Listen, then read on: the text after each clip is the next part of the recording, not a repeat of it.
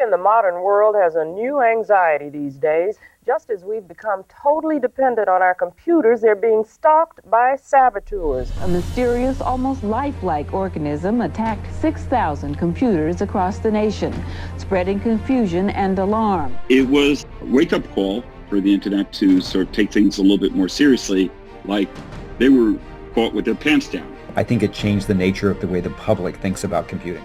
That one event alone created what we now call cyber.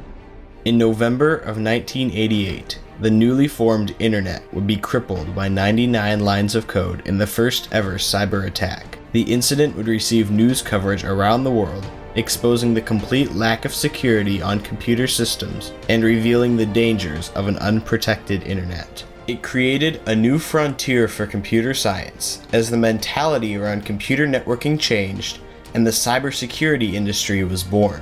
The Morris worm. The early 1980s were a time of explosive growth for the computer science field. The creation of affordable desktop computers promised to completely revolutionize the office space and work environment. A new concept, a way to take the office as it is and make it something it has never been, an interactive network.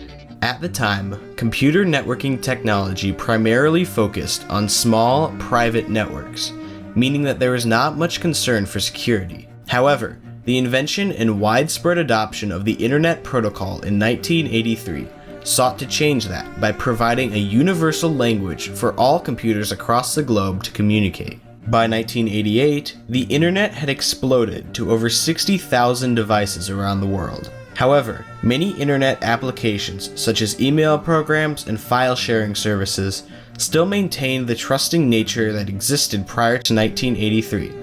And were not designed with strict security standards.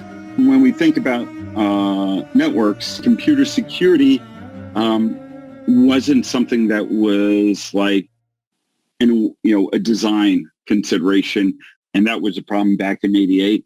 No one was paying attention to doing a second look to make sure things were good. Realizing the internet's lack of security, Robert T. Morris, a graduate student at Cornell University, had an idea. In the fall of 1988, he began working on a coding project he called the Worm, a virus that used security vulnerabilities in internet applications to replicate itself from one device to another, allowing it to spread across the internet. He claimed his worm was only an experiment to see if such a program could actually work, and the code itself was not intended to cause any harm to devices. On the evening of November 2, 1988, Morris released the virus from a computer at MIT, and the code spread rapidly, reaching devices across the nation in the matter of hours. As the worm spread, however, it became apparent that Morris made a critical error. The program could loop back around and reinfect the same machine multiple times, consuming more processing power and creating more copies of itself at an exponential rate. Computers were overwhelmed from being hit with hundreds of worm programs at once, and thousands of systems across the country began to crash. I dialed in to check my email and discovered that my system was so slow I couldn't even log in. The Defense Department, universities, and research centers are still recovering tonight from a computer virus that brought a nationwide network to a standstill. There are reports in newspapers today that it has made its way to Europe and to Australia. Computer experts are anxiously trying to develop a cure or a preventative, while recognizing their systems remain extremely vulnerable to an assortment of computer infections. By the morning of November 3rd, the race was on to find a way to stop the worm program from spreading. But with no central authority on computer issues, the task of finding a solution fell to computer science professors and their students at universities. Informal teams at UC Berkeley, MIT, and Purdue worked for days attempting to dissect the virus and find ways to stop it. While solutions to kill the worm would eventually be found, communicating these findings was another challenge, since the worm had also hit email servers. This meant that messages took hours or even days to reach their destination, adding to the chaos of the recovery effort. Eventually, the computer science community was able to restore order on the internet, but over $10 million was spent on fixing the damage caused by the Morris worm. Meanwhile, on November 5, 1988, the FBI officially opened an investigation into the origin of the computer worm and quickly traced it back to Morris.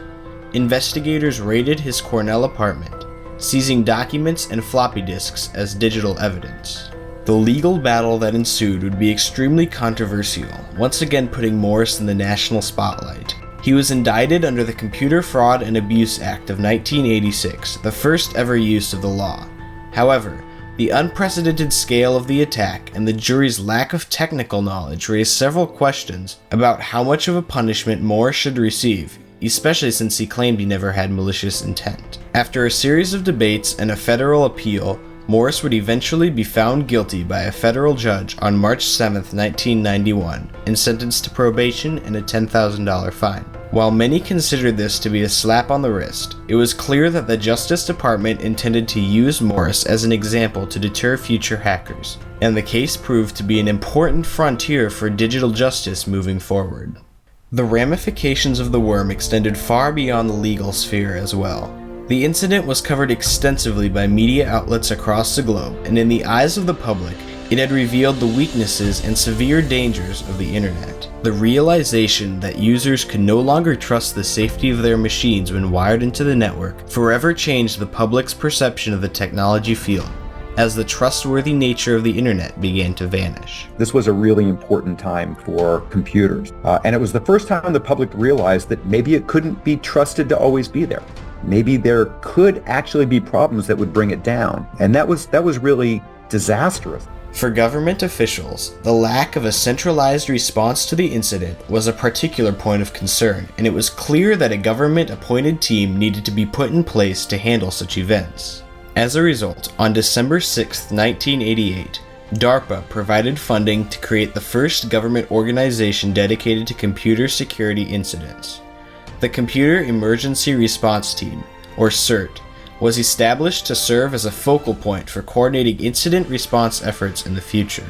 The worm was also the focus of several conferences across the country in the following months. On a broader scale, it was clear that businesses in the computer industry needed to put far greater emphasis on cybersecurity in their products and software, especially for systems with sensitive information, such as computers in the financial sector.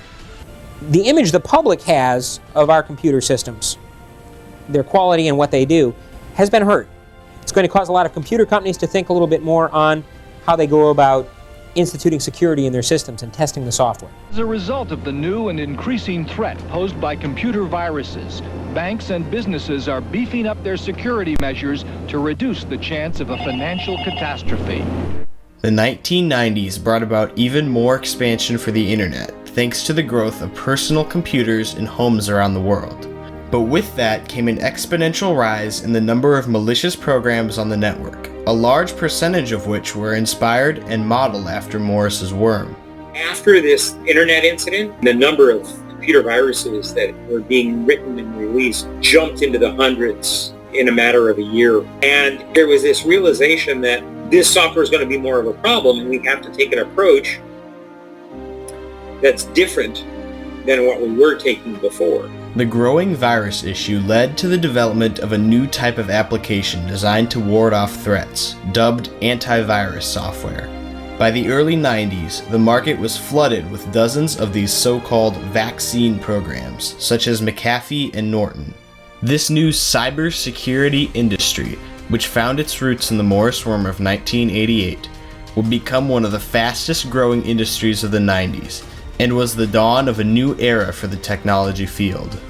The events surrounding the Morris worm were a frontier in the history of computer science. The trial was a landmark case as the first conviction for a computer crime and set the precedent for future computer trials going forward.